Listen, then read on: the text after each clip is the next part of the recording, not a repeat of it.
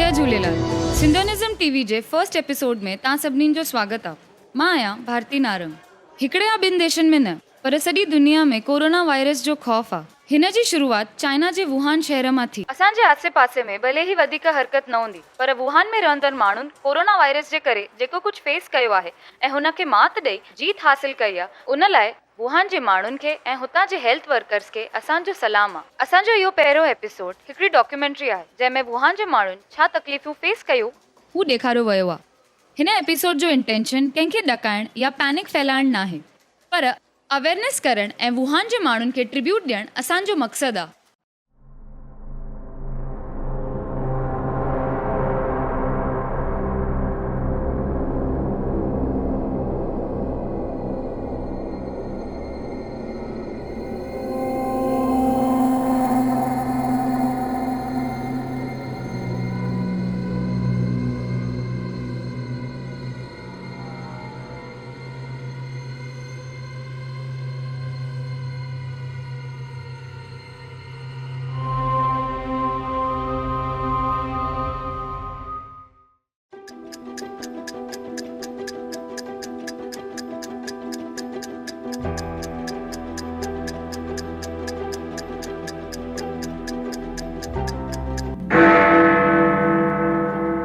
जनवरी सुबुह 10 वुहान शहर सॼो बंदि थी चुको आहे। हिकिड़ी कोशिश हिन जानलेवा वायरस खे रोकण जी। मां ॾिठो त सभु बसिस ऐं रस्ता बंदि थी चुका आहिनि, माण्हू घर ई न पिया वञी सघनि ऐं मूंखे उन्हनि जे लाइ तमामु अफ़सोस पियो थिए। चैन हां हुतां जो हिकु मज़दूर हुननि माण्हुनि मां हो जिनखे ज़बरदस्ती रोकियो वियो हुयो। जॾहिं असांखे ख़बर पई कि गाॾियूं बंदि थी वियूं आहिनि त असां सभिनी रस्तनि ते पंधु हलणु शुरू करे छॾियो। हुन ऐं हुन जे साथी मज़दूरनि हिकिड़ो आसरो ॻोल्हे लिधो जेका हिकु अंडरग्राउंड पार्किंग एरिया हुई। असां पंहिंजे बचाव लाइ काई जॻह ॻोल्हणु निकितासीं। हुन राति ॾाढी बरसाति बि पई। असांखे जीअं तीअं हिकु जॻह मिली वई ऐं वरी जॾहिं बरसाति घटि थी असां सभिनी वापसि हलणु शुरू करे छॾियो। जीअं चैन बरसाति में घुमी रहियो हो, वुहान में कोरोना वायरस जे मरीज़नि जी संख्या पहिरें ॾींहं ते ई 495 अनाउंस कई वई। 2 हफ़्ता पहिरों जी कंपेरिजन में लॻभॻि 10 गुना वधीक 90 लख माण्हू अञा बि शहर में हुया। इहो सी फूड मार्केट हिन वायरस जे फैलण जी शुरूआती जॻह मञियो वेंदो हो। हिन करे हुतां जी लोकल अथॉरिटीज़ हुन मार्केट खे 1 जनवरी बंदि करे छॾियो, पर वायरस त पहिरियों ई ॿाहिरि फैलिजी चुको हो। डॉक्टर जाओ ज़िगांग पहिरियों डॉक्टर हुयो जंहिं वुहान में हुन वायरस खे फेस कयो। पेशेंट एक्चुअली वुहान जे ॿाहिरां खां हो। हुनखे बुखार, खंघि ऐं बुख न लॻण जी कंप्लेंट हुई।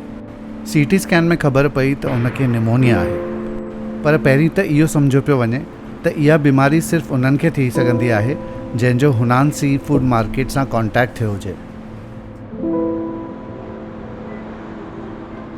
पहिरियों त जानवरनि खे हिन वायरस जो गुनहगार मञियो वियो, पर केतिरनि ई सबूतनि इहो साबित कयो त वायरस इंसाननि खां इंसाननि में बि फैलिजे। 83 साले जो ज़ोंग नशांग हिकिड़ो एपिडेमियोलॉजिस्ट जंहिंखे 2002-3 में सार्स वायरस जे एपिडेमिक जो नेशनल हीरो मञियो वेंदो आहे, हुन माण्हुनि खे इहो ॿुधाई त सबूत इहे था ॾेखारनि कि हे वायरस माण्हुनि मां माण्हुनि में थो फैलिजे। हाणे घणो करे पेशेंट वुहान मां आहिनि या वुहान में विया हुया ऐं हाणे मुंहिंजे हिसाब सां माण्हुनि खे वुहान खां परे रहणु खपे। हिन सां चाइना जा माण्हू थोड़ा अलर्ट थी विया, पर वुहान में सिचुएशन अञा बि ख़राबु थींदी वई। डॉक्टर ज़ाओ जो मरीज़ कॾहिं बि हुन सी फूड मार्केट में न वियो हो, पर तॾहिं बि वायरस हुन में मौजूदु हो। 2 ॾींहंनि खां पोइ इहो कंफर्म थियो त डॉक्टर ज़ाओ हाणे पाण बि हिन वायरस जो शिकार थी चुको आहे। जंहिं महिल मां पंहिंजे घर वियुसि त मूंखे अचानक सां थधि पवणु शुरू थी वई ऐं हिकु अजीब सी थकावट महसूसु थी। डॉक्टर ज़ाओ जे घणनि ई साथी डॉक्टरनि में हिन वायरस जा सिम्टम्स नज़र अचणु लॻा। शायदि पाण खे चङी तरह न ढकण जे करे मुंहिंजे टीम जे डॉक्टर्स ऐं नर्सिस खे इन्फेक्शन थी चुको हो। तॾहिं असांखे महसूसु थियो त हीउ वायरस तमामु तेज़ फैलजंदड़ आहे। जीअं जीअं वायरस फैलिजे पियो, वुहान जा 38,000 डॉक्टर कम में लॻी विया। हिक पासे क्लिनिक में बुखार जा मरीज़ वधंदा पिया वञनि ऐं ॿिए पासे सॼे शहर जो हेल्थ सिस्टम प्रेशर में अची वियो।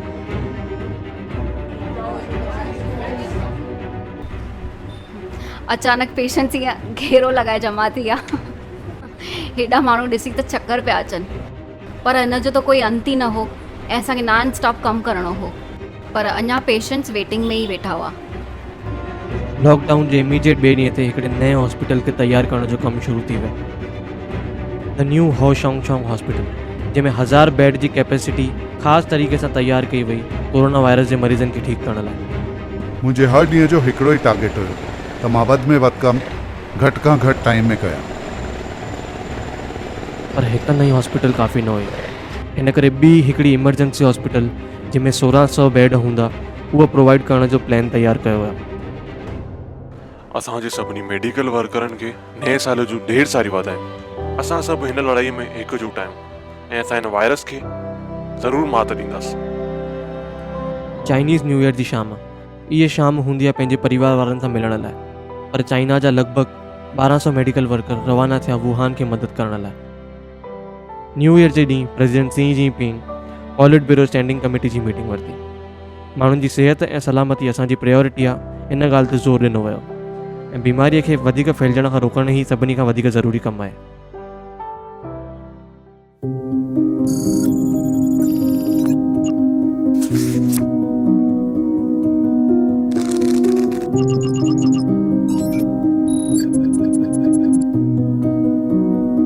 मां हे ऐलान थो कयां त कोरोना वायरस ख़ाली चाइना जो न पर सॼी दुनिया जो चिंता जो विषय थी वियो आहे। 31 जनवरी ते वर्ल्ड हेल्थ ऑर्गेनाइज़ेशन हिन कोरोना वायरस खे इंटरनेशनली पब्लिक हेल्थ इमरजेंसी जी घोषणा कई, छाकाणि त हाणे इहा लड़ाई सिर्फ़ु वुहान जी न रही आहे। मां इहो ऐलान न करे नथो कयां त इहे सभु चाइना में थी रहियो आहे, पर हिन वायरस जी जेकी क्षमता आहे सॼी दुनिया में फैलण जी, उहा असांखे चिंतित थी करे। चाइना जे सभिनी शहरनि जी मेडिकल फैक्ट्रीज़ खे कम ते लॻायो वियो ऐं हुते वुहान में जनरल हॉस्पिटल्स पंहिंजे रेगुलर वार्ड्स खे क्वारंटाइन रूम्स में बदिलनि पिया, जिते कोरोना वायरस जे मरीज़नि जो इलाज थी सघे। हॉस्पिटल जो वाइस प्रेसिडेंट चयो, जेका बि शइ हुन रूमनि जे अंदरि वेंदी उहो ॿाहिरि न कढी सघबी आहे। डॉक्टर्स ऐं नर्सिस खे स्ट्रिक्टली 2 लेयरनि जे प्रोटेक्टिव सूट्स में ई घुमणो हुयो। Hand gloves, shoe cover, face mask ऐं गॉगल बि पाइणा हुआ हुन स्पेशल वार्ड्स में एंटर थियण खां अॻु में।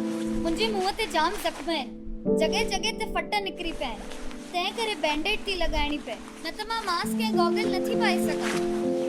डॉक्टर्स ऐं नर्सिस जी 6 कलाक जी शिफ्ट में न उहे कुझु खाई सघंदा आहिनि, न पी सघंदा आहिनि, न ई टॉयलेट यूज़ करे सघंदा आहिनि। हॉस्पिटल वारनि त असां लाइ एडल्ट डायपर घुराए छॾिया हुआ। त हाणे तव्हां पायो था उहे? न न त कॾहिं पाता तव्हां? हा, ही सूट लॻभॻि 3000 जो आहे। हिकु भेरो लाथो त कमु न ईंदो, त सूट बचाइण लाइ असां टॉयलेट रोके छॾींदा आहियूं। हे आहिनि डॉक्टर टांग शेंग। हे 2 हफ़्तनि खां पंहिंजे घर ई कोन विया आहिनि ऐं हाणे पेशेंट खे कैथेटर लॻायो आहे ऐं हे ॾिसो ग्लोसी 3 लेयर थो लाहियां। डॉक्टर तांग चवनि था त घणनि ई बीमार पेशेंटनि खे ख़ासि देखभाल जी ज़रूरत आहे। हॉस्पिटल में एडमिट थियल कोरोना वायरस जे पेशेंट जी तादाद वधंदी पई वञे ऐं हुननि जी रिक्वायरमेंट पूरी करण लाइ नर्सिस खे हर दम डुकणो पियो पए। पंहिंजी शिफ्ट पूरी करण खां पोइ डॉक्टर टांग शेंग हाणे वञी फाइनली पंहिंजो प्रोटेक्टिव गियर कढी सघंदो आहे, पर हुनजी सॼी बॉडी ते हाणे रैशिस अची चुका आहिनि। असां जंहिं महिल कमु कंदा आहियूं त ॾाढा बिज़ी हूंदा आहियूं, उन में असांखे दांत खुजलीअ जी काई ख़बर ई न पवंदी आहे, पर हाणे सनानु करण खां पोइ जाम खुजली वधी वई आहे। असांखे घटि में घटि 6 खां 8 कलाक रेस्ट खपे। हिन हेॾे वर्कलोड खे मैनेज करण लाइ सभिनी मेडिकल वर्कर्स खे चङी तरह खाइण पीअण जी ज़रूरत हुई। असां लेडीज़ जो त ठीकु आहे, लेकिन असांजे डिपार्टमेंट जा जेंट्स जाम घटि पिया खाइनि, बसि लंघंदे पाईंदे ई 1-2 गिराई खाई पिया सघनि। हा, अगरि असां न खाईंदासीं त एनर्जी किथां ईंदी? आख़िर ताक़त त खपे न। ऐं असांखे मरीज़नि जो बि त ध्यानु रखिणो आहे।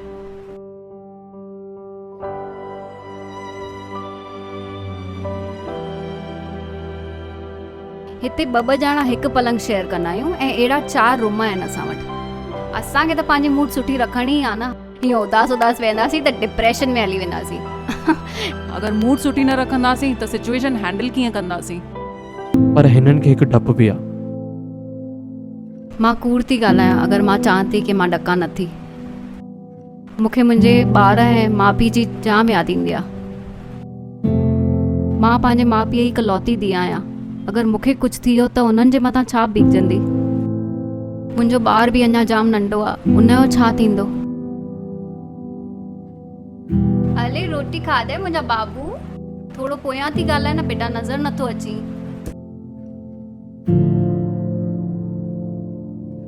मूंखे मुंहिंजे बाबू जी जाम यादि ईंदी आहे। मां वेट थी कयां कि इहो सभु कॾहिं ख़तमु थींदो ऐं त मां पंहिंजे ॿार सां वञी खेॾी सघां।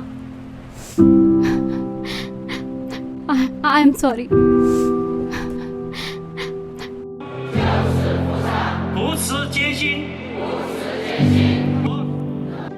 फेबररी जे पहिरें ॾींहंनि में लॻभॻि 10,000 मेडिकल वर्कर्स सॼे चाइना मां वुहान पहुता हुते मदद पहुचाइण लाइ, ऐं हुन जे थोड़नि ॾींहंनि खां पोइ इहो नंबर लॻभॻि 3 थी वियो। ख़ुशि ख़बरी आई 2 फेबररी ते, जंहिंमहिल ख़बर पई त पहिरियों एमरजेंसी हॉस्पिटल हो शोंग कमु शुरू थियण खां पोइ 2 हफ़्तनि जे अंदरि ई तयारु थी चुको हुयो, ऐं हॉस्पिटल में कोरोना वायरस जे पेशेंटनि जी भर्ती बि शुरू थी चुकी हुई।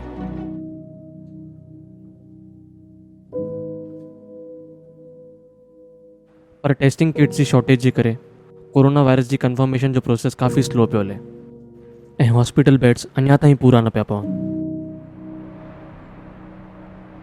हुतां जी अथॉरिटी जो प्लान हुओ त उहा सभिनी कंफर्म पेशेंट्स खे हॉस्पिटल में मोकिलींदी, जीअं 90 लख माण्हुनि मां मेजॉरिटी माण्हू सेफ थी सघनि।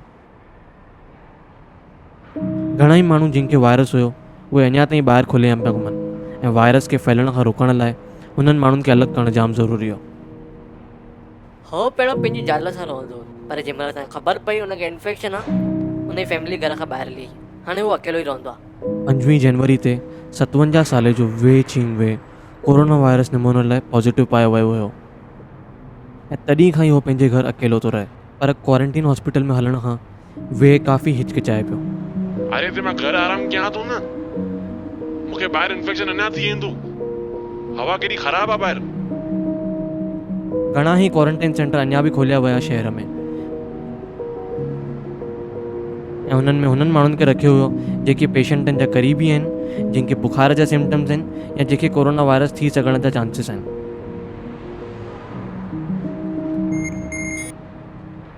5 फेबररी डॉक्टर जाओ जुगांग हिकदमि फिट थी चुको हुयो ऐं कम ते वापसि अचण लाइ तयारु थी चुको हो। मूंखे लॻे थो इहा जंग अञा वधी रही आहे, ऐं मां ईअं कीअं पोयां हटी वञां। सभिनी पेशेंट्स खे मुंहिंजी ज़रूरत आहे। मूंखे वापसि वञी करे इहा लड़ाई जारी रखणी पवंदी, ऐं मूंखे यकीन आहे त असांजी जीत ज़रूरु थींदी। पर ॿिए ॾींहुं हुबे स्टेट जे ॿाहिरि नए पेशेंटनि जी संख्या हिकदमि घटिजी वई। इहा हिकिड़ी साइन हुई जंहिंमें ख़बर पियो पए त वुहान जो लॉकडाउन कमु करे रहियो आहे।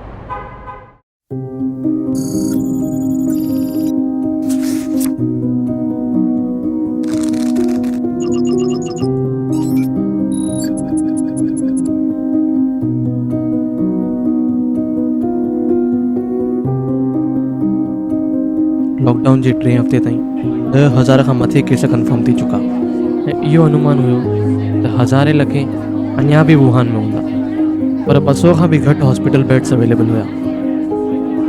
गवर्नमेंट खे अञा बि स्पेस जी घुर्ज हुई, इन करे हुतां जा स्टेडियम्स ऐं कन्वेंशनल हॉल खे टेम्पररी हॉस्पिटल में कन्वर्ट कयो वियो। हिन जे करे अञा 4,000 बेड्स कोरोना वायरस पेशेंट्स लाइ अवेलेबल थी विया।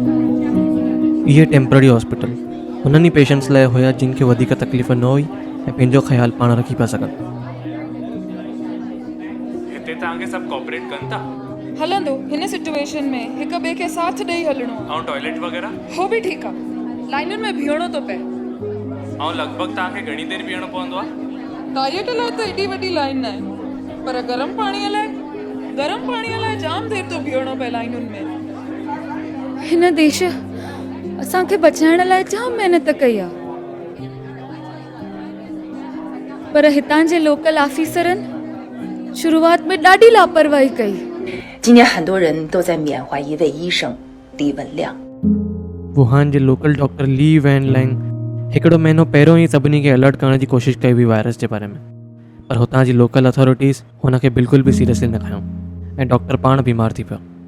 ऐं अनफॉर्चुनेटली 7 फरवरी इहा न्यूज़ आई कि डॉक्टर ली कोरोना वायरस जे करे पंहिंजी जान गंवाए चुका हुआ, ऐं पब्लिक प्रेशर जे करे सेंट्रल गवर्नमेंट हिकिड़ी स्पेशल टीम मोकिली डॉक्टर ली जी मौत जे कारण जी छानबीन करण लाइ। वायरस जी हिन लड़ाईअ में लॻभॻि 3000 खां मथे मेडिकल वर्कर्स खे इन्फेक्शन थी चुको हुयो ऐं लॻभॻि घणा ई वर्कर्स वुहान जा हुया ऐं हुननि मां घणा ई गुज़ारे बि विया।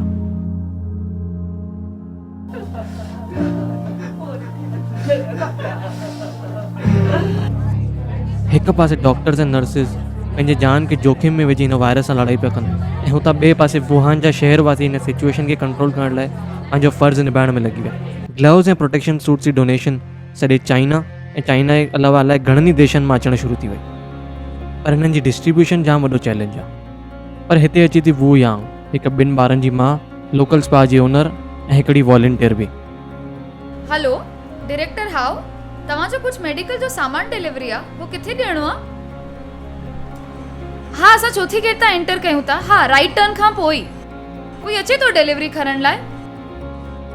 हा ठीकु आहे, थैंक यू।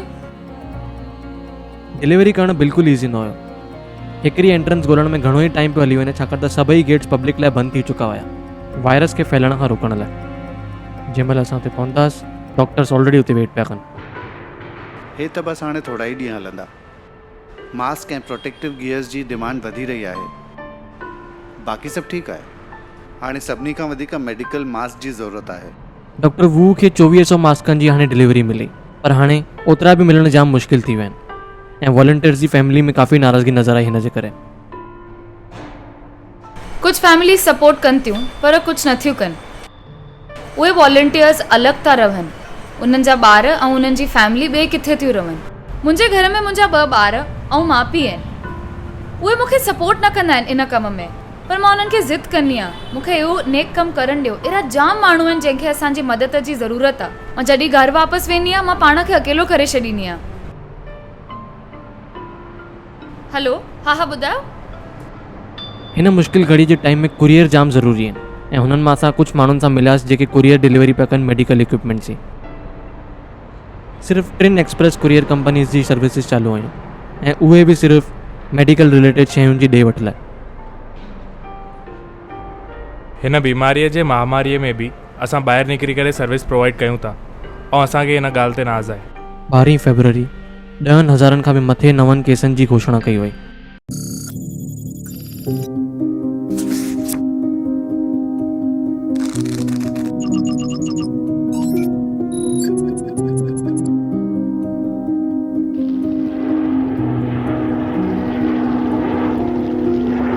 तेरहीं फरवरी अञा मदद आई जंहिंमहिल 1400 खां मथे मिलिट्री मेडिक्स वुहान शहर में मोकिलिया विया। मेडिकल टीम्स ऐं मेडिकल सप्लाइज़ खे कैरी करण लाइ 11 मिलिट्री प्लेन्स यूज़ कया विया। इहो पहिरियों दफ़ो हुयो जंहिंमहिल चाइना जो Y-20 ट्रांसपोर्ट प्लेन यूज़ कयो वियो ऐं एपिडेमिक लाइ अदर देन मिलिट्री ड्रिल्स। हिन दमे जी बीमारी ऐं ॿियनि जानलेवा बीमारियुनि खां बचाइण लाइ असांजी टीम बेस्ट मां बेस्ट माण्हू चूंडे आई आहे। हाणे ताईं 29 राज्यनि मां 30,000 खां बि वधीक मेडिकल वर्कर्स वुहान पहुची चुका हुया पंहिंजी मदद ॾियण लाइ। प्रोटेक्टिव गियर्स जी प्रोडक्शन बि काफ़ी हद ताईं वधाई वई। हाणे हुबे राज्य में पर डे 3 लख N95 मास्क तयारु थी रहिया हुया। इहो ई नंबर 35,000 हुयो जनवरी जे टाइम ते।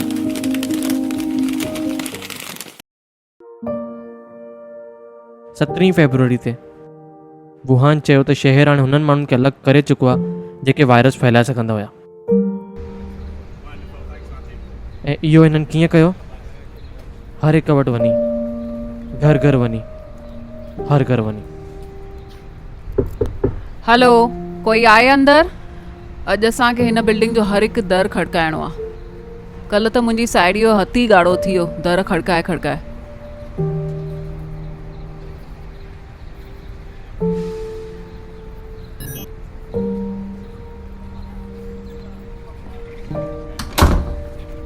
ऐं हाणे त सम्झो हिकिड़ो इहो रेगुलर रूटीन ई थी वियो आहे वुहान जे कम्यूनिटी वर्कर्स लाइ।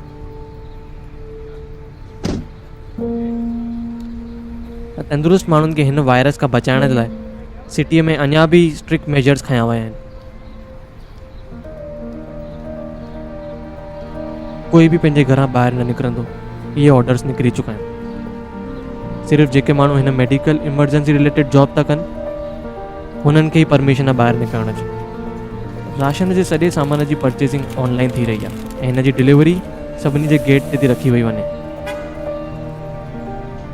घर रहण सां त शायदि अननेसेसरी कॉन्टेक्ट न थींदो, पर हुन लाइ हिकिड़ी वॾी क़ीमत चुकाइणी थी पए सभिनी खे। असां सभिनी खे एॾा कमकार आहिनि, असांखे पंहिंजी नौकरी ते वञिणो आहे। जी आंटी, असांखे बि इन ई चिंता मां आहे। तव्हांखे ॿुधायां थी, मुंहिंजी कंपनी बंदि थी वेंदी। जी जी आंटी जी। हे लॻाए छा रखियो आहे तव्हां? 3 ॾींहं 6 ॾींहं हाणे 14 ॾींहं थी विया। भॻवान ॼाणे अञा कॾहिं ताईं हलंदो इहो। पर वायरस खे रोकण लाइ हिकिड़ो ई तरीक़ो आहे, माण्हुनि जी हलचल रोकणु।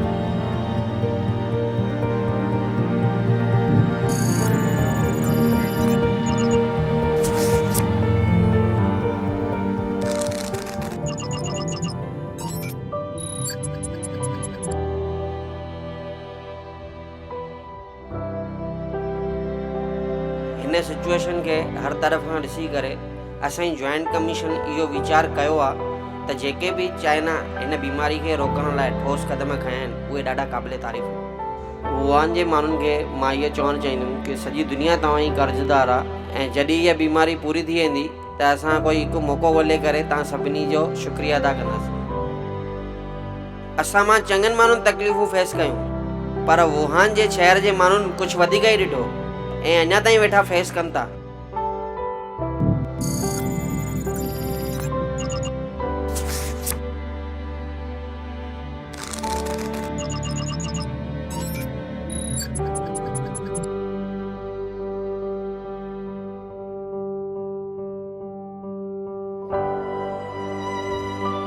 लॉकडाउन जे हिकिड़े महीने खां पोइ हीअं पियो लॻे त हिन वायरस जो अंत साम्हूं आहे।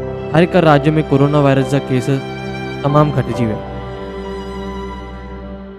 ऐं वुहान में त नवां केस लॻभॻि 9 जे बराबरि थियण लॻा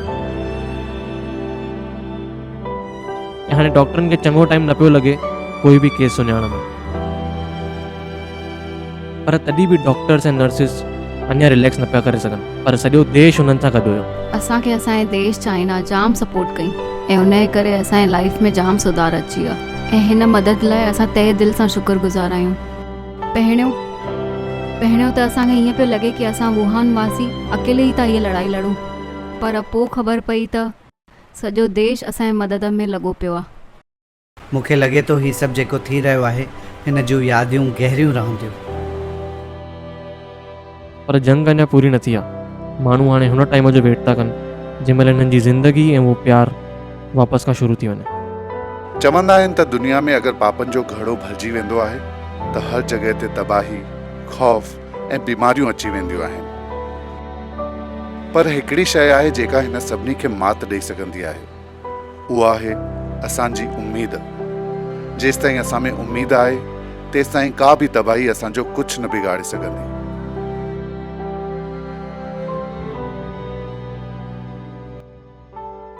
हाय एवरीवन, आई होप तव्हांखे असांजी ये डॉक्यूमेंट्री सिंधी में खणी अचण जी कोशिशि पसंदि आई हूंदी।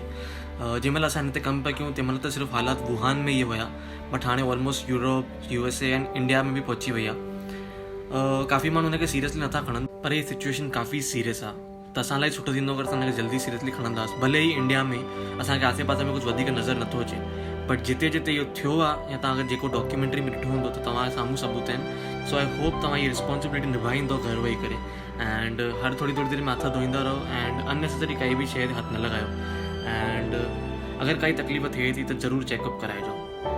आई will see you in my next video. Till then bye bye, take care, जय झूलेलाल।